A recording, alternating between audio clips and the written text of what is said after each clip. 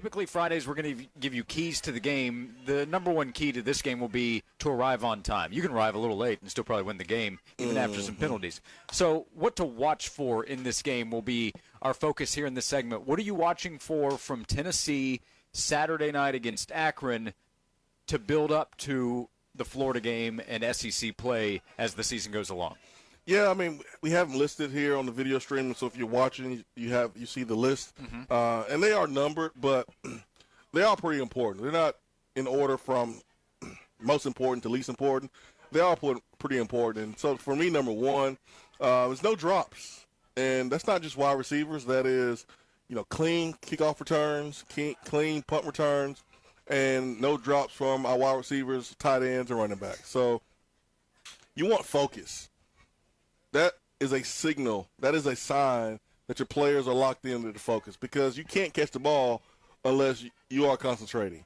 Catching the ball is simply tying your eyes and hands to the football. And when you're not focused, that's when you drop the ball. So to see guys not put the ball on the ground, that will let me know that they are at least locked in.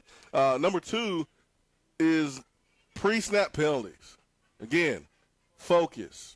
Locked in, fixing mistakes from last week. Because I think for the most part, Tennessee fans, they look at this game and they tell themselves, okay, what can we do tomorrow that can help us next week beat Florida? Well, here it is. Clean up the pre-snap penalties. Last week, we had a illegal shift because Brew McCoy was not set for a count lining up before the ball was snapped.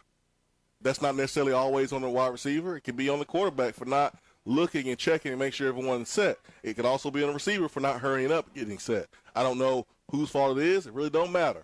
But you can't have that happen, because next week 5 yards will be hard to come by, especially with how we are not running the football like we want to run. So pre-snap penalties, false starts, illegal shifts, things like that, it's one thing to get a penalty after the snap, where it's holding or face mask, whatever, but pre-snap penalties is just all focus. It's all focus. So you want to clean that up. And then Joe Milton, baby.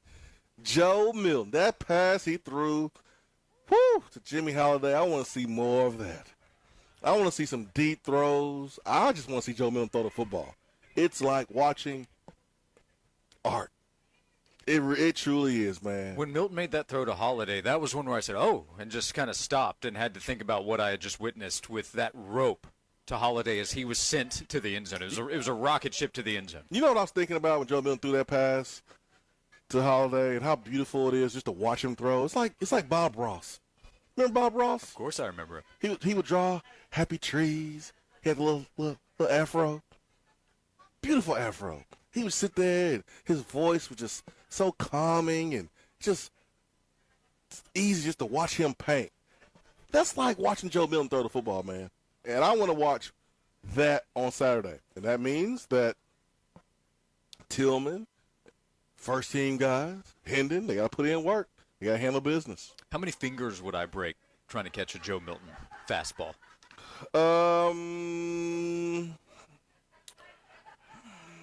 It depends. Okay. It depends. You better have your thumbs down. You better have your hands ready to go. You better triangle, right? Open them wide. You got to open them wide. You got to open them real wide, because if you don't, you'll dislocate it. Breaking is at least your problem.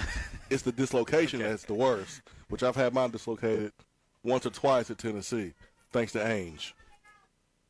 Fastball from Ainge, too. He's a pitcher.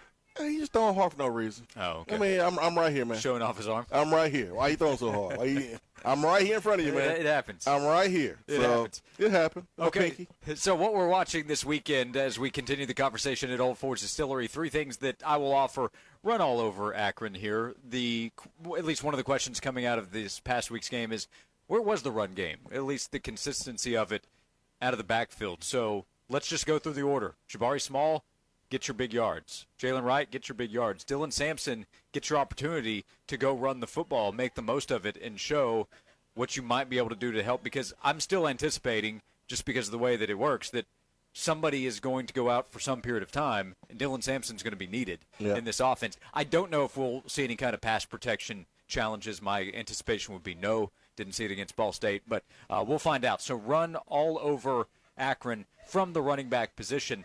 The second item I would look for is defensive depth, and that really means, okay, Christian Charles, how early do we see him?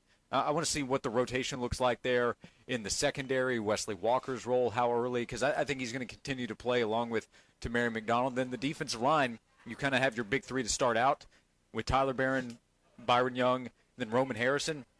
Joshua Josephs is still going to have a chance to come on, and James Pierce could at some point. So the defensive depth, a lot of guys playing back there, and corner. Let's see how they play. So the third item would be play clean. The penalties you talked about, no mistakes, special teams. You want to win the turnover battle decisively here, and then other things that maybe we're not noticing right away unless we're looking for it specifically, but defensive backs aligned properly, not allowing receivers to have opportunities because they're lined up incorrectly or not offering the right kind of coverages that the coaches are going to see on film. So those things that you maybe have been trying to clean up from the first couple of weeks of the season when mistakes are going to be made, don't make those mistakes against Akron to show that you at least mentally have fixed some of those issues ahead of Florida next week.